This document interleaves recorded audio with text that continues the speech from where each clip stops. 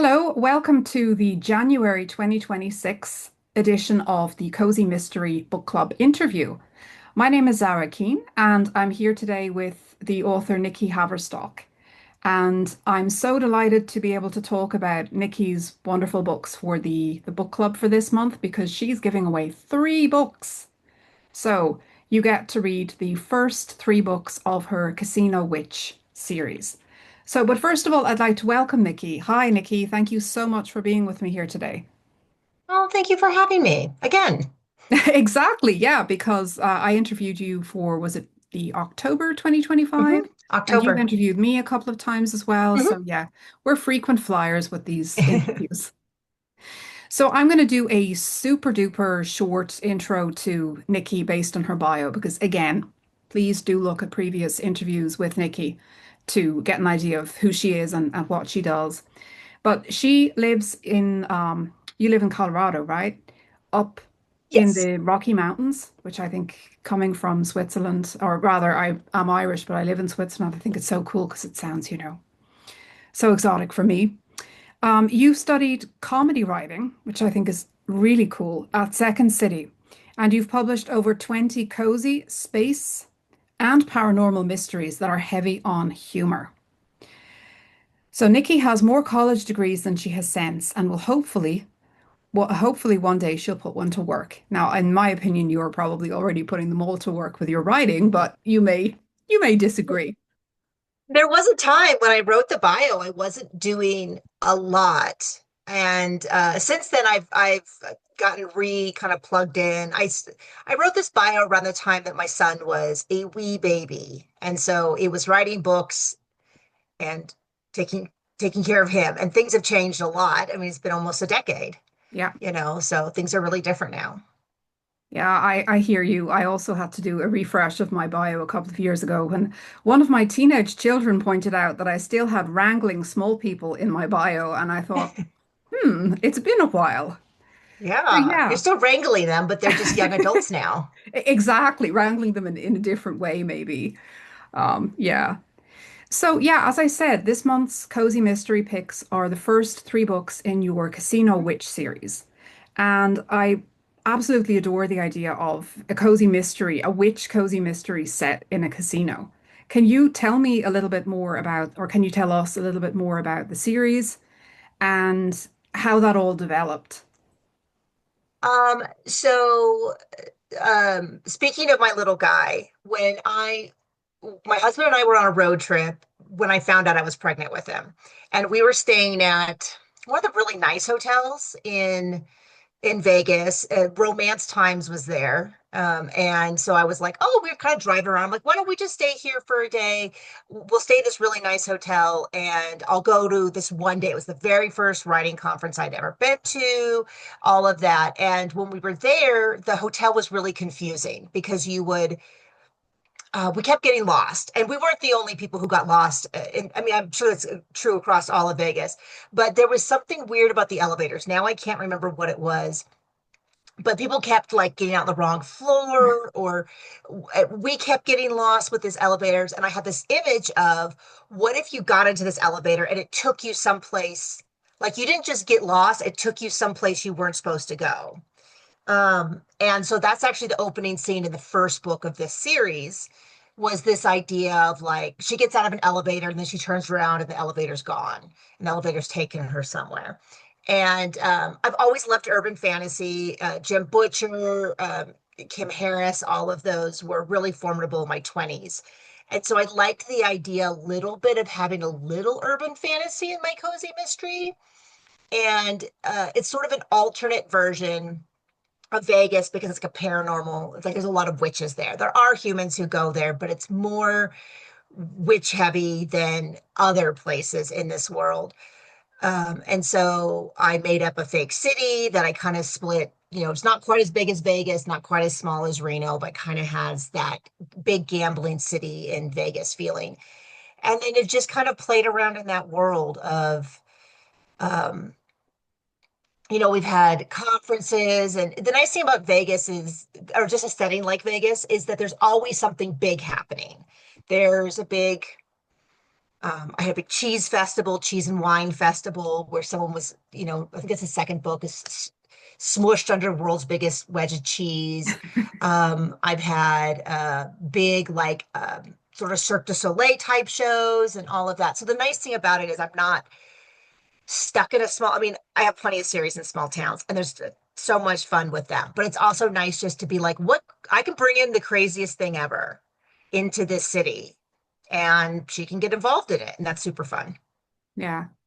Yeah, I mean, we have discussed before how with cozy mystery series set in small towns, and I imagine it's not so much different if it's a paranormal cozy series. When you've got a small town, you've got a finite amount of space to work with, as in physical geographical space. So, and a certain number of people live there. So there's only so many that you can kill off of the residents. Or it's going to be Yeah, you like Cabot Cove in Murder, She Wrote, where the opening scene is always, what is it, 3,061 people, and it never goes up or down, in spite of the fact that right. Jessica Fletcher lives there and people die all the time. But yeah, so I can see that having that larger setting and a setting that is more, yeah, more natural for, as you said, big events happening, Mhm. that would It's got a lend little itself mob to, overtone to yeah, it, because we always think of Vegas, old school Vegas is the mob. And so I kind of have it's not set in the 1950s, but there's a lot of tropes from the 1950s that I kind of held on to that made Vegas seem extra mysterious, like a mob behind all of it that pulls strings and does what they want and can get away with things and kind of that feeling. okay. Yeah, that sounds super fun. And how many books do you have in this series so far? Off memory, I believe it's 10. Wow. Okay. So, and I've given away the first book, I've given away the first two books relatively often. So I was like, oh, I can't, we had a discussion and I was like, well, yeah, but I don't want to give the book club books that they've already received for free. And then I was like, I would give away book three. And you're like, yeah, you can do that. So I was Yeah. like, so we're giving away the first three, but I would check in your Kindle. You might already Yeah. have book one or two and see. But hopefully, if you've kind of been dragging your feet, which I do as a reader too, maybe this will get you over the hump of like, well, now it's almost a third of the series in my Kindle. Let's just keep going. So we'll see. Yeah. Excellent. So one question, or rather, yeah, a couple of questions that writers get a lot is, first of all, usually from non-writers, would be like, first of all, how do you get ideas? As if this is something that is unusual for us or unusual for people. And the second variation on that would be like, where do you get the ideas? And almost every single writer I've ever asked that question of or heard a reaction from, it's like the ideas are the easy part. Like I have so many ideas, I just don't have the time to write all of these stories. Do you have a personal process for choosing which of your story ideas you're going to develop into a book? Like, how do you see an idea and say, huh, that could work for like a series or for a specific Mm. novel length book or novella, short story, or whatever length you wanted to write? It's a good question. It's the very first series I did was an archery series. And that came out of, as you know, because we've known each other for so long, that I wrote first a cowboy romance. And then when it came to doing the major re-edits, I was like, I don't like this story well enough to to want to do the work that was necessary. And so a mutual friend of ours was like, why don't you just do some novellas and do it just in something that interests you? And so I went, I love archery. I've been doing it for 25 years now at this point. At that time, it's only been 15 years.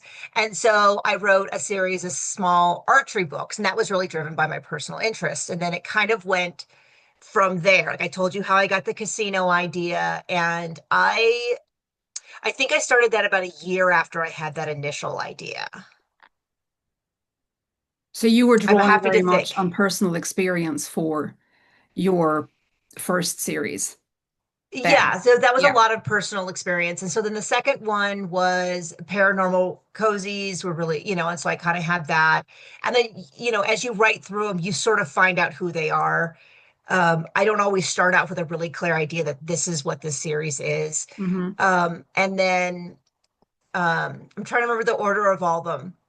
Then I got really interested in the idea of like someone in a military setting, but I knew I didn't want to do the research to write a modern military. And so I ended up setting it in space because it's like, hey, that's all fictional. I really love that series. It never really caught on to a larger audience, but people who read it seem to like it. And then I kind of like circled back to I wanted to do another paranormal series, but I wanted it to be different. And I've always loved mermaids. So then I did that series.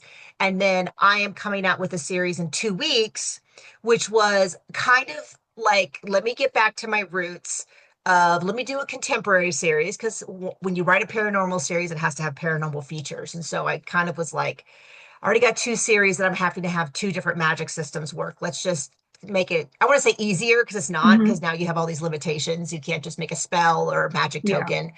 But then I went back to what am I really passionate about? And so the first book really centers around a book club, a writing group, which of course, and then most of the characters are based on people vaguely that I know.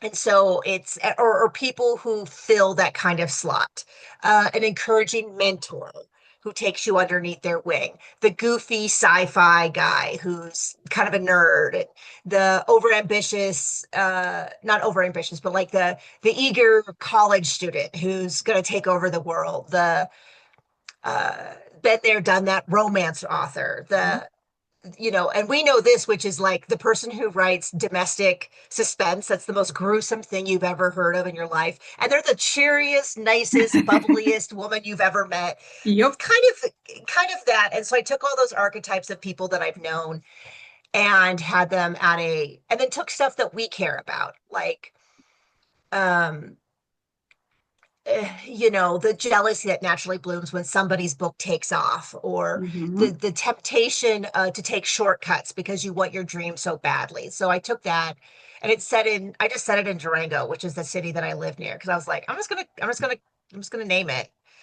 And then it's going to kind of follow some creative. It's going to continue to be about writing because she's going to write for the local newspaper, but it's also going to be about like improv and stand up and different communities that I'm part of in my town that have that same creative feel of people who want to get ahead and maybe their sub niche. So I think I sort of got off topic with where you started.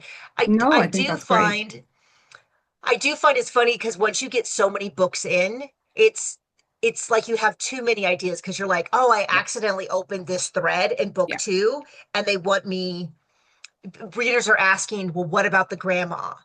Or what about this? Or what about the little ghost girl? And so you're like, I swear I'll get to it. I swear I'll get to it.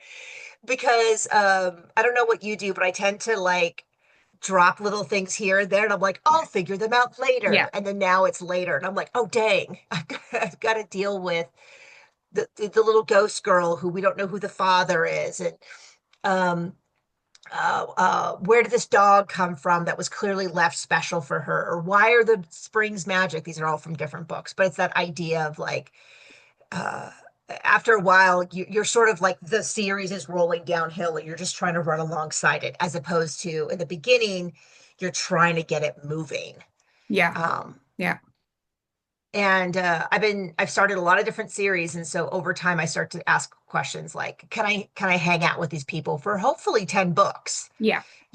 Is it and I love undercover stuff, and I love like pretend dating, and I love slow burn romances, and I love animals. So there's a lot of stuff that you'll see that's consistent across Hmm. my backlist. You mentioned animals. Mhm. Pets tend to feature heavily in in the cozy mystery genre. I mean, so much so that people have sometimes made jokes about the fact that, there are so many animals in cozy mysteries. Mhm. But I think that they can really serve a purpose beyond cute pet. How do you feel about that for your mysteries? Like your pet characters, both in the paranormal and in the contemporary? Because obviously, if you have a paranormal, maybe your pet talks, whereas in the Right. contemporary, they don't. But they can really serve as a helpmate for emotional support, character development, sussing out who's good, who's bad, etc. How do you use pets in your books? Yeah, I've done all those things. All of my books have pets. My newest series is the one that has the least amount, but it's gonna grow over time. There's a cat on the cover. There is a cat. Um, but it's the least bit. And then my paranormal ones, I have one's a cat, like a familiar. And then in the mermaid series, I can't remember what it's called. We call him Chewy, but it's short for a longer name, and it's this seal creature that can transform into a dog. Um, and and then the nice thing about both of those is I don't have to worry about them because they're magical. So if I forget them somewhere, they'll just poof home. They'll do their own thing.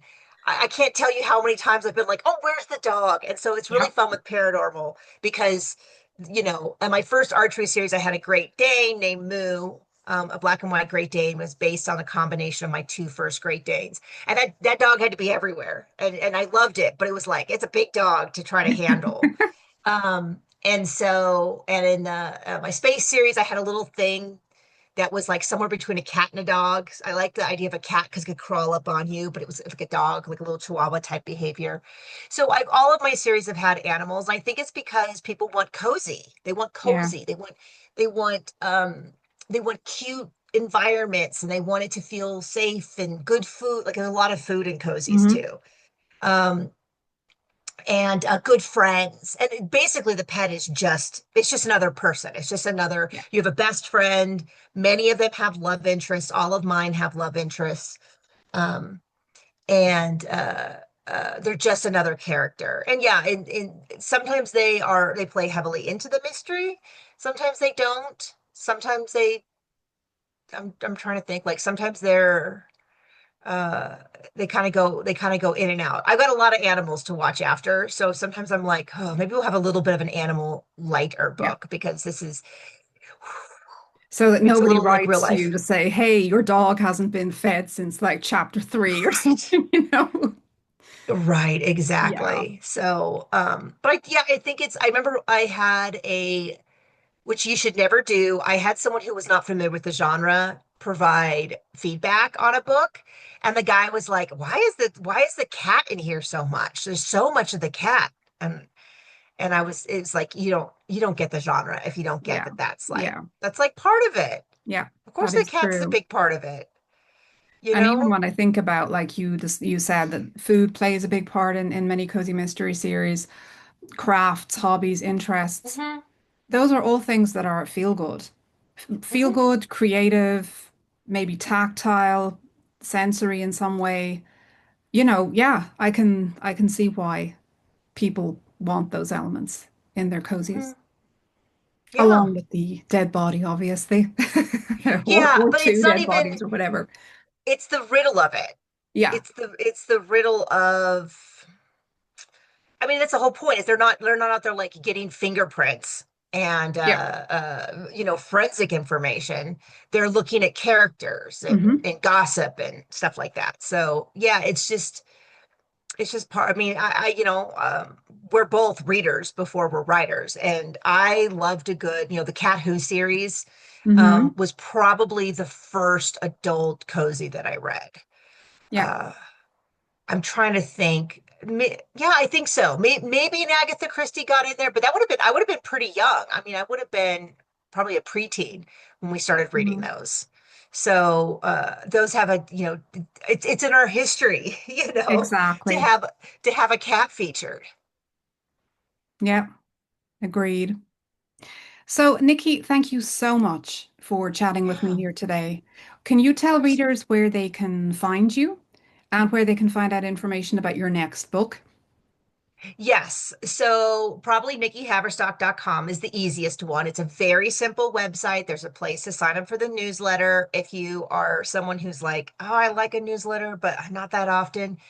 I believe if you go to unsubscribe, it gives you an option to be added to my only new releases. And then you newsletter, and then you only get that's like two, if I'm lucky, maybe three. I'm in grad school. So right now it's like two or one emails a year about new releases. That's the best way. If you are just nosy about me, I am everywhere. I'm everywhere as either Rancher Nikki or Nikki Haverstock. I am on I'm on Threads, but most of it is not about books. Most of it is about reality TV or archery or comedy. Like I'm everywhere. I'm not very good at branding myself tightly and focusing things. But if you're just like, oh, I kind of wonder what our horses look like. Head on Yeah. over to my Instagram.